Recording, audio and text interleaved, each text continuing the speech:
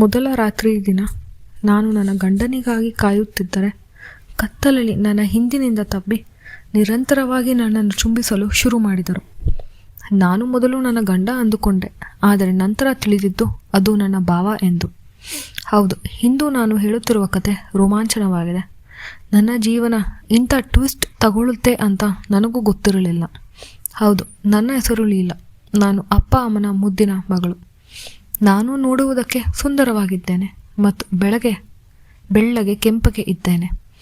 ಇದರಿಂದ ನನ್ನ ಹಿಂದೆ ಹುಡುಗರು ಬರುತ್ತಾರೆ ಮತ್ತೆ ಪೋಲಿ ಹುಡುಗರ ಕಾಟ.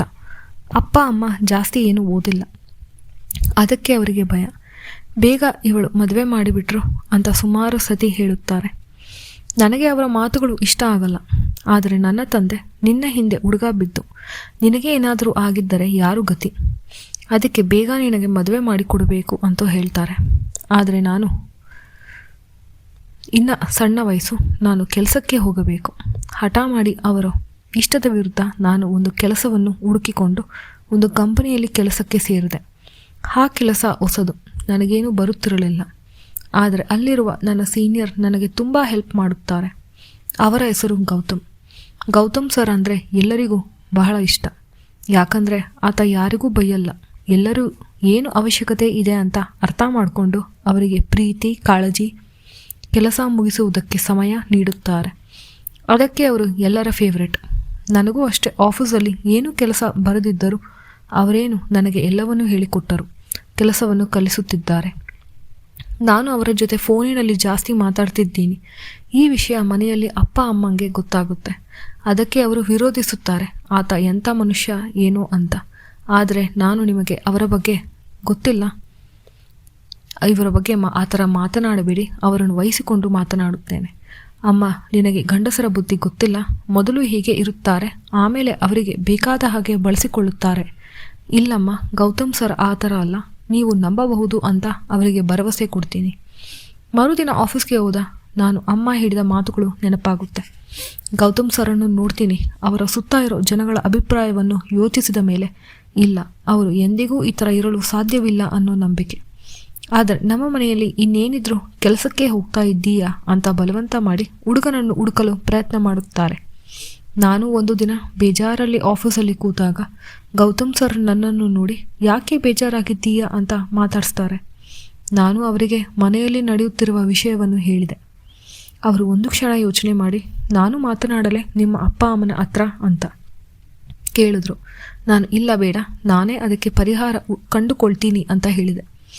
ಆದರೆ ಒಂದು ಬಾರಿ ಅಪ್ಪ ಅಮ್ಮ ನನಗೆ ತಿಳಿಯದಂತೆ ಹುಡುಗನಿಗೆ ಬರುವುದಕ್ಕೆ ಹೇಳಿ, ನಾನು ಆಫೀಸಿನಿಂದ ಮನೆಗೆ ಹೋಗುವಷ್ಟರಲ್ಲಿ ಬ್ಯೂಟಿ ಪಾರ್ಲರ್ ಅವರಿಗೆ ಹೇಳಿ ನನ್ನನ್ನು ಚಂದ ಕಾಣುವಂತೆ ಸಿದ್ಧಪಡಿಸಬೇಕೆಂದು ಮಾಡಿ ನನ್ನನ್ನು ಕಾಳಜಿಯಿಂದ ಸುಂದರವಾಗಿ ರೆಡಿ ಮಾಡಿದರು. ಆ ಹುಡುಗ ಬಂದ ತಂದೆ ತಾಯಿ ಜೊತೆ ಬಂದಿದ್ದಾನೆ. ತುಂಬ ಒಳ್ಳೆಯ ಸಂಬಂಧ, ಅವರ ಹತ್ರ ದುಡ್ಡಿದೆ.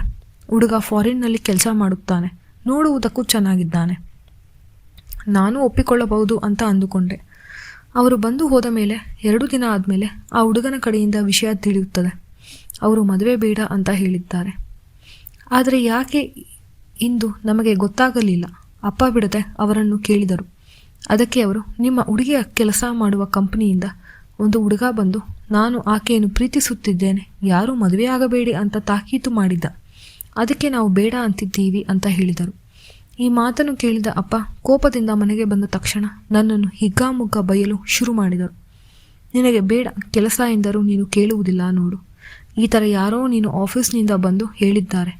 ಈ ವಿಷಯ ಇನ್ನು ಎಲ್ಲರಿಗೂ ಗೊತ್ತಾಗುತ್ತೆ, ಇನ್ನು ಯಾರೂ ನಿನ್ನನ್ನು ಮದುವೆ ಆಗುತ್ತಾರೆ. ನನಗೆ ಅಪ್ಪನ ಮಾತು ನಂಬಲು ಆಗಲಿಲ್ಲ. ಆದರೆ ಯಾರು ಆ ಹುಡುಗ ಅಂದು ತಿಳಿದುವ ಕುತೂಹಲ. ಅಪ್ಪ, ನಿಮ್ಮ ಗೌತಮ್ ಸರ್ ಈ ಕೆಲಸ ಮಾಡಿರೋದು ನನಗೆ ನಿಜವಾಗ್ಲೂ ನಂಬಲೇ ಆಗಲಿಲ್ಲ. ನಾನು ಗೌತಮ್ ಸರ್ಗೆ ತಕ್ಷಣ ಫೋನ್ ಮಾಡಿದೆ. ಅವರನ್ನು ಫೋನಲ್ಲೂ ಹೇಳಲು ಸಾಧ್ಯ ಆಗುವುದಿಲ್ಲ. ನಿಮ್ಮ ಮನೆಗೆ ಬಂದು ಮಾತಾಡ್ತೀನಿ ಅಂತ ಅರ್ಧ ಗಂಟೆ ಸಮಯದಲ್ಲಿ ನಮ್ಮ ಮನೆಗೆ ಬಂದರು. ನನ್ನ ತಂದೆ ಅವರನ್ನು ನೋಡಿ ಕುಪಿತಗೊಂಡರು, ಬೈಯಲು ಶುರು ಮಾಡಿದರು. ಆದರೆ ಗೌತಮ್ ಸಮಾಧಾನದಿಂದ ನನ್ನ ಮಾತನ್ನು ಕೇಳಿ, ದಯವಿಟ್ಟು ನಾನು ಇದನ್ನು ಮಾಡಿದ್ದು ನಿಮ್ಮ ಮಗಳ ಒಳ್ಳೆಯದಕ್ಕೆ. ಆ ಹುಡುಗ ಫಾರಿನ್ನಲ್ಲಿ ಇದ್ದಾನೆ. ನಾನು ವಿಚಾರಿಸಿದೆ, ಆ ಹುಡುಗ ಸರಿ ಇಲ್ಲ ಅಂತ. ಅವನಿಗೆ ಸಹವಾಸ ಬೇರೆ ಇದೆ. ಮದುವೆಯಾದ ಮೇಲೆ ಅವಳ ಬಿಡುತ್ತಾನೆ. ನಿಮಗೆ ಯಾಕೆ ಬೇಕಿತ್ತು ಇವೆಲ್ಲ ಉಸಾಬರಿ? ಹೌದು ಸರ್, ಇದು ನನ್ನ ಪರ್ಸ್ನಲ್ ವಿಷಯ, ನೀವು ಮಧ್ಯ ಬರಬಾರದು. ನೋಡಿ, ನಾನು ನಿಮ್ಮ ಮಗಳನ್ನು ಕೆಲಸ ಮಾಡುವುದನ್ನು ನೋಡಿದ್ದೇನೆ ಮತ್ತು ಆಕೆಯ ಗುಣ ಸ್ವಭಾವ ಎಲ್ಲವೂ ಗೊತ್ತಿದೆ ನನಗೆ. ಆಕೆಯನ್ನು ನಾನು ನಮ್ಮ ಮನೆಗೆ ನನ್ನ ತಮ್ಮನಿಗೆ ಮದುವೆ ಮಾಡಿಕೊಡಬೇಕೆಂದು ಯೋಚಿಸಿದ್ದೇನೆ. ನೀವು ಒಪ್ಪಿದರೆ ನನ್ನ ತಮ್ಮನಿಗೆ ಮದುವೆ ಮಾಡುತ್ತೇನೆ. ನನಗೆ ಅವರ ಮಾತನ್ನು ಕೇಳಿ ನಂಬಲು ಆಗಲಿಲ್ಲ. ಯಾಕಂದರೆ ಗೌತಮ್ ಸರ್ ನನ್ನನ್ನು ಇಷ್ಟಪಡ್ತಿದ್ದಾರೆ ಅಂತ ಅಂದುಕೊಂಡೆ. ಆದರೆ ಇಲ್ಲಿ ನೋಡಿದರೆ ಅವರು ಅವರ ತಮ್ಮನಿಗೆ ಮದುವೆ ಮಾಡಲು ಹೊರಟಿದ್ದಾರೆ. ಈ ಮಾತು ಕೇಳಿದ ಅಪ್ಪ ಅಮ್ಮ ಏನೂ ಮಾತನಾಡಲಿಲ್ಲ. ಗೌತಮ್ ಸರ್ ಅವರ ತಮ್ಮನ ಫೋಟೋವನ್ನು ತೋರಿಸಿದರು. ಅವನು ದೊಡ್ಡ ಕಂಪನಿಯಲ್ಲಿ ಕೆಲಸ ಮಾಡುತ್ತಿದ್ದಾನೆ, ಫಾರಿನ್ಗೆ ಹೋಗ್ತಾನೆ. ನಿಮ್ಮ ಮಗಳಿಗೆ ಇಷ್ಟ ಆದರೆ ಬೇಕಾದರೆ ಅವಳು ಅಲ್ಲೇ ಇರಬಹುದು, ನಮ್ಮದೇನೂ ಅಭ್ಯಂತರ ಇಲ್ಲ ಅಂತ ಹೇಳ್ತಾರೆ. ನಾನು ಮೊದಲು ಒಪ್ಪಲಿಲ್ಲ. ಆದರೆ ಫಾರಿನ್ ಅಂತ ಹೇಳಿದ ಮೇಲೆ ಹುಡುಗ ಬೇರೆ ಚೆನ್ನಾಗಿದ್ದಾನೆ ಅಂತ ಸರ್ ಹೇಳ್ತಾ ಇದ್ದಾರೆ. ಅದಕ್ಕೆ ನಾನು ಒಪ್ಪಿದೆ. ಅದರಲ್ಲೂ ಸರ್ ನನಗೆ ಒಳ್ಳೆಯದನ್ನು ಬಯಸುತ್ತಾರೆ ಅನ್ನೋ ನಂಬಿಕೆ ಇದೆ ನನಗೆ. ಕ್ಷಣಾರ್ಧದಲ್ಲಿ ಮಾತುಕತೆ ಮುಗಿದು ಹೋಯಿತು. ಅವರ ಮನೆ ಕಡೆಯಿಂದ ಗೌತಮ್ ಸರೇ ದೊಡ್ಡವರಾಗಿದ್ದರಿಂದ ಅವರ ಮಾತೇ ಅಂತಿಮ. ಅವರ ಮನೆಯಲ್ಲಿ ಅವರ ತಾಯಿ ಇದ್ದಾರೆ, ಆದರೂ ಸರ್ ಮಾತೆ ಅಂತಿಮ. ಇನ್ನೇನಿದ್ದರೂ ಮದುವೆ ಒಂದು ತಿಂಗಳಲ್ಲಿ ನಿಶ್ಚಯವಾಯಿತು. ಎಲ್ಲ ಗಡಿಬಿಡಿಯಲ್ಲಿ ಆಯಿತು. ಎಲ್ಲವೂ ಬೇಗ ಆಗ್ತಾ ಇದೆ. ನಾನು ಹುಡುಗನ ಹತ್ತಿರ ಜಾಸ್ತಿ ಏನೂ ಮಾತಾಡಲಿಲ್ಲ. ಆತ ಮಿತಭಾಷಿ ಅಂತ ಅನಿಸುತ್ತೆ, ಜಾಸ್ತಿ ಮಾತಾಡಿಲ್ಲ. ಹಾಗೆ ನೋಡಿದರೆ ನನ್ನ ಕಷ್ಟ ಸುಖ ಎಲ್ಲ ಗೊತ್ತಿರೋದು ಗೌತಮ್ ಸರ್ಗೆ. ಎಲ್ಲರ ಮಾತುಗಳು ನನ್ನನ್ನು ಗೌರವ ಕೊಟ್ಟು ಗೌತಮ್ ಸರ್ ತಮ್ಮನನ್ನು ಮದುವೆ ಆದೆ. ಮದುವೆ ಶಾಸ್ತ್ರಗಳು ತುಂಬ ಇದೆ. ಮದುವೆಯಾದ ದಿನ ನಾನು ತುಂಬ ಸುಸ್ತಾಗಿಬಿಟ್ಟೆ. ಆದರೆ ಅಂದೇ ನಮ್ಮ ಮೊದಲ ರಾತ್ರಿಯ ದಿನವಾಗಿತ್ತು. ನಾನು ನೂರಾರು ಕನಸುಗಳನ್ನು ಕಂಡಿದ್ದೆ. ಆ ಕನಸುಗಳಲ್ಲಿ ನಿಜ ಹೇಳಬೇಕೆಂದರೆ ಗೌತಮ್ ಸರ್ ಬರ್ತಿದ್ರು. ಯಾಕಂದರೆ ಅವರ ಪರಿಚಯ ಜಾಸ್ತಿ ಇದೆ. ನಾನು ಅಂದುಕೊಂಡ ಆ ಮೊದಲ ರಾತ್ರಿ ಬಂದಿತು. ನಾನು ಕೋಣೆಯ ಒಳಗೆ ಸಿದ್ಧವಾಗಿ ಕುಳಿತಿದ್ದೆ. ಕೋಣೆಯ ಬಾಗಿಲನ್ನು ಯಾರೋ ತೆಗೆದು ಒಳಗೆ ಬಂದಿದ್ದು ನನಗೆ ಶಬ್ದ ಕೇಳಿಸಿತು. ನಾನು ಬಹುಶಃ ನನ್ನ ಗಂಡವನೇ ಬಂದ ಅಂತ ಅಂದುಕೊಂಡೆ. ತಕ್ಷಣ ಕರೆಂಟು ಹೋಯಿತು. ನನಗೆ ತಿಳಿಯಲಿಲ್ಲ. ಕಿಟಕಿಯ ಮೂಲಕ ಬರುತ್ತಿರುವ ಚಂದ್ರನ ಬೆಳಕು ಮಾತ್ರ ಇದೆ. ಹಿಂದಿನಿಂದ ಬಂದ ನನ್ನ ಗಂಡ ತಬ್ಬಿಕೊಂಡರು ಮತ್ತು ನನ್ನನ್ನು ನಿರಂತರವಾಗಿ ಚುಂಬಿಸಲು ಶುರು ಮಾಡಿದರು. ಮೊದಲ ಬಾರಿಗೆ ಯಾರೋ ಹುಡುಗ ನನ್ನನ್ನು ಚುಂಬಿಸುತ್ತಿದ್ದಾನೆ. ಅದು ಹಿತವಾಗಿದೆ. ಆದರೂ ಮನಸ್ಸಿನಲ್ಲಿ ಯಾಕೆ ಇಷ್ಟು ಅವರು ಆತ್ರ ಪಡ್ತಾ ಇದ್ದಾರೆ ಅಂತ ನನಗೆ. ಅವರು ನನ್ನ ಬಟ್ಟೆಗಳನ್ನು ಒಂದೊಂದಾಗಿ ತೆಗೆಯುತ್ತಿದ್ದಾರೆ. ನಾನು ಮಾತನಾಡಿಸಲು ಪ್ರಯತ್ನಿಸಿದರೂ ಏನನ್ನೂ ಮಾತಾಡ್ತಾ ಇಲ್ಲ. ನಾನು ಆ ಚಂದಿರನ ಬೆಳಕಿನಲ್ಲಿ ನೋಡಬಾರದನ್ನು ನೋಡಿದೆ. ಆ ವ್ಯಕ್ತಿ ನನ್ನ ಗಂಡ ಆಗಿರಲಿಲ್ಲ, ಗೌತಮ್ ಸರ್ ಆಗಿದ್ದರು. ನಾನು ಅವರ ಕೈಯಿಂದ ಬಿಡಿಸಿಕೊಳ್ಳಲು ಪ್ರಯತ್ನಿಸಿದೆ, ಆದರೆ ಗೌತಮ್ ಸರ್ ಬಿಡಲಿಲ್ಲ. ಸರ್, ನೀವು ಯಾಕೆ ಬಂದಿದ್ದೀರಾ? ನನ್ನ ಗಂಡ ಎಲ್ಲಿ ಎಂದು ಕೇಳಿದೆ. ಅದಕ್ಕೆ ಅವರು, ನಿನ್ನ ಗಂಡ ಏನೋ ಕೆಲಸ ಅಂತ ಹೇಳಿ ಹೊರದೇಶಕ್ಕೆ ಹೋಗುತ್ತಾರೆ. ಆದರೆ ನೀವು ಯಾಕೆ ಬಂದಿದ್ದೀರಾ ಸರ್? ನೋಡು, ನಾನು ನಿನ್ನನ್ನು ಇಷ್ಟಪಡುತ್ತಿದ್ದೇನೆ. ನಿನ್ನನ್ನು ಮದುವೆಯಾಗಬೇಕು ಅಂತ ನನಗೆ ಆಸೆ. ಆದರೆ ನನ್ನನ್ನು ಮದುವೆಯ ಹುಡುಗಿಗೆ ನನ್ನಿಂದ ಮಕ್ಕಳಾಗಲು ಸಾಧ್ಯವಿಲ್ಲ ಅಂತ ಡಾಕ್ಟರ್ ಹೇಳಿದ್ದಾರೆ. ಅದಕ್ಕೆ ನಾನು ಮದುವೆಯಾಗಿ ನನ್ನ ಜೀವನವನ್ನು ಹಾಳು ಮಾಡಲು ನನಗೆ ಇಷ್ಟ ಇಲ್ಲ. ಆದರೆ ಸರ್, ನಾನು ನಿಮ್ಮ ತಮ್ಮನ ಹೆಂಡತಿ ಅಲ್ಲವೇ? ನನ್ನ ಗಂಡನಿಗೆ ಮೋಸ ಮಾಡುವುದಂತೆ ಆಗುವುದಿಲ್ಲವೇ? ನಿನ್ನ ಗಂಡ ಬರಲು ಇನ್ನು 3 ತಿಂಗಳಾಗುತ್ತೆ. ಈ 3 ತಿಂಗಳಲ್ಲಿ ನನ್ನಿಂದ ಮಗು ಆಗುತ್ತೋ ಇಲ್ಲ ಅಂತ ಗೊತ್ತಾಗುತ್ತೆ.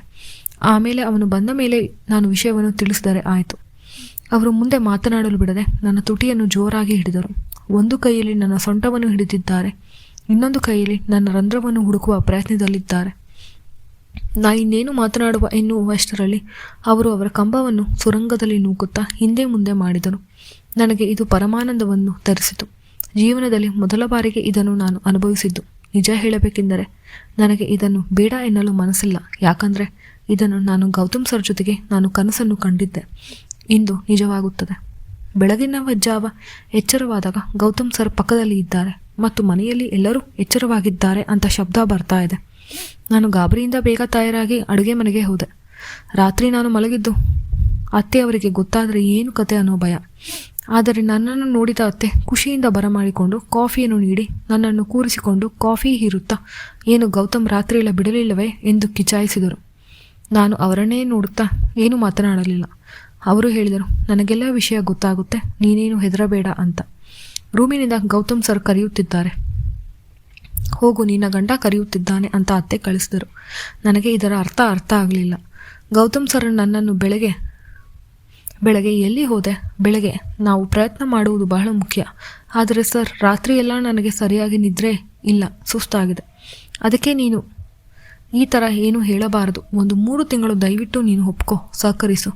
ನಮ್ಮಿಬ್ಬರ ಮಧ್ಯೆ ಎಲ್ಲವೂ ಸರಿ ಹೋದರೆ, ದೇವರು ಕಣ್ಣು ಬಿಟ್ಟರೆ ನಮಗೆ ಅದೇ ಆನಂದ. ನನಗೂ ಅವರ ಮಾತು ನಿಜವೆನಿಸಿತು, ಸರಿ ಎನಿಸಿತು. ಗೌತಮ್ ಸರ್ ಮತ್ತೊಂದು ರೌಂಡ್ಗೆ ರೆಡಿಯಾದರು. ನಾನು ಮೊದಲ ಬಾರಿಗೆ ಹೆಣ್ಣನ್ನು ಈ ರೀತಿ ನೋಡುತ್ತಿರುವುದು ನೀನೇ ಮೊದಲು. ಅದು ನಿನಗೆ ಗೊತ್ತೇ? ನನಗೂ ಅಷ್ಟೇ ಸರ್. ನನ್ನ ಹೆಂಡತನವನ್ನು ನಿಮಗಾಗಿ ಕಾಯ್ದಿರಿಸಿದ್ದೆ. ನಾವಿಬ್ಬರೂ ಮನಸ್ಸಿನಿಂದ ಒಂದಾದೆವು ಮತ್ತು ನನ್ನ ಸರ್ವಸ್ವವು ನಾನು ಗೌತಮ್ ಸರ್ಗೆ ಅರ್ಪಿಸಿದೆ. ಸರ್ ಆತುರದಲ್ಲಿದ್ದಾರೆ, ಯಾಕಂದರೆ ಅವರಿಗೆ ನಾನಂದರೆ ಇಷ್ಟ. ನನ್ನನ್ನು ಪ್ರೀತಿಸುತ್ತಿದ್ದಾರೆ. ನನ್ನನ್ನು ಪಡೆಯುವ ಖುಷಿ ಅವರಿಗೆ. ಮನೆಯಲ್ಲಿ ಎಲ್ಲರಿಗೂ ವಿಷಯ ಗೊತ್ತಾಗುತ್ತಿದೆ. ನಾನು 2-3 ತಿಂಗಳಲ್ಲಿ ಸಿಹಿ ಸುದ್ದಿಯನ್ನು ನೀಡಿದೆ.